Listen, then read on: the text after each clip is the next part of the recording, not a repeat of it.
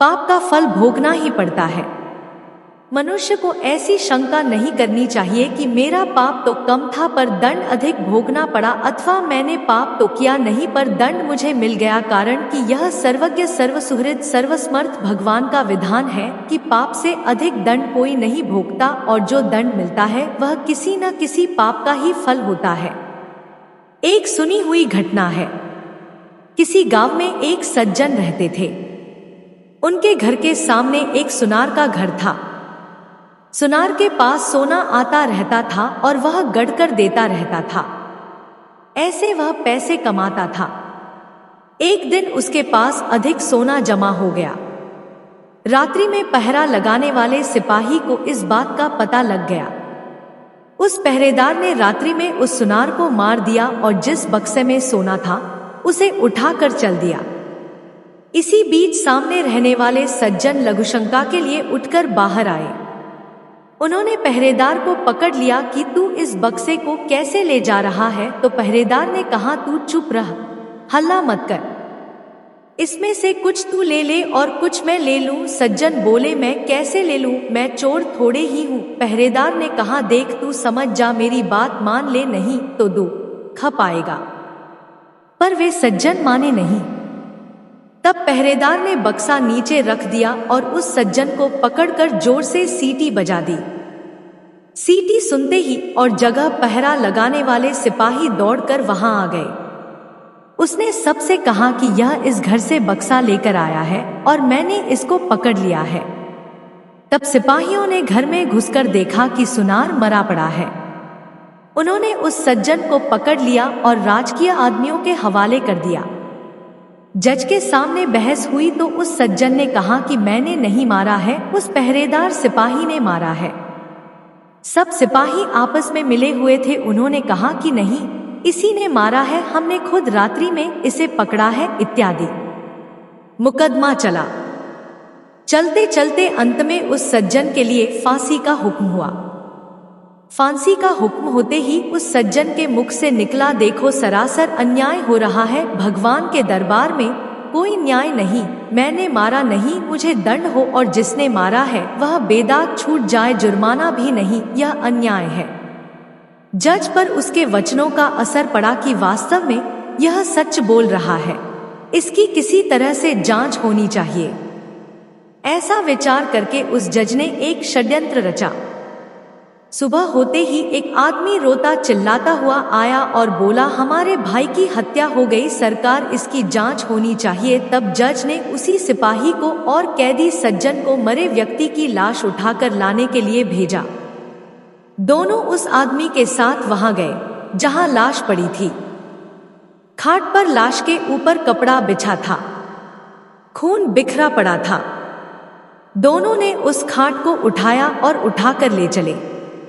साथ का दूसरा आदमी खबर देने के बहाने दौड़कर आगे चला गया। तब चलते चलते सिपाही ने कैदी से कहा, देख उस दिन तू मेरी बात मान लेता तो सोना मिल जाता और फांसी भी नहीं होती। अब देख लिया सच्चाई का फल। कैदी ने कहा, मैंने तो अपना काम सच्चाई का ही किया था, फांसी हो गई तो हो गई, हत्या की तूने और दंड भोगना पड़ा, मेरे को भगवान के यहाँ न्याय नहीं। खाट पर झूठ मूठ मरे हुए के समान पड़ा हुआ आदमी उन दोनों की बातें सुन रहा था। जब जज के सामने खाट रखी गई तो खून भरे कपड़े को हटाकर वह उठ खड़ा हुआ और उसने सारी बात जज को बता दी कि रास्ते में सिपाही यह बोला और कैदी यह बोला। यह सुनकर जज को बड़ा आश्चर्य हुआ। सिपाही भी हक्का बक्का रह गया। सिपाही को पकड़कर कैद कर लिया गया, परंतु जज के मन में संतोष नहीं हुआ। उसने कैदी को एकांत में बुलाकर कहा कि इस मामले में तो मैं तुम्हें निर्दोष मानता हूँ, पर सच सच बताओ कि इस जन्म में तुमने कोई हत्या की है क्या? वह बोला, बहुत पहले की घटना है। एक दुष्ट था जो छिपकर मेरे घर मेरी स्त्री के पास आया करता था। मैंने अपनी स्त्री को तथा उसको अलग अलग खूब समझाया पर वह माना नहीं। एक रात वह घर पर था और अचानक मैं आ गया। मेरे को गुस्सा आया हुआ था। मैंने तलवार से उसका गला काट दिया और घर के पीछे जो नदी है उसमें फेंक दिया।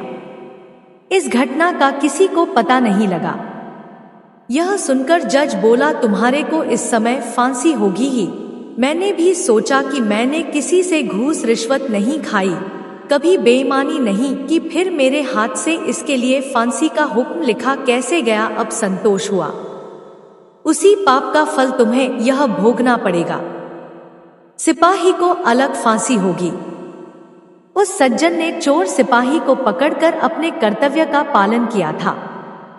फिर उसको जो दंड मिला है वह उसके कर्तव्य पालन का फल नहीं है, प्रत्युत उसने बहुत पहले जो हत्या की थी उस हत्या का फल है।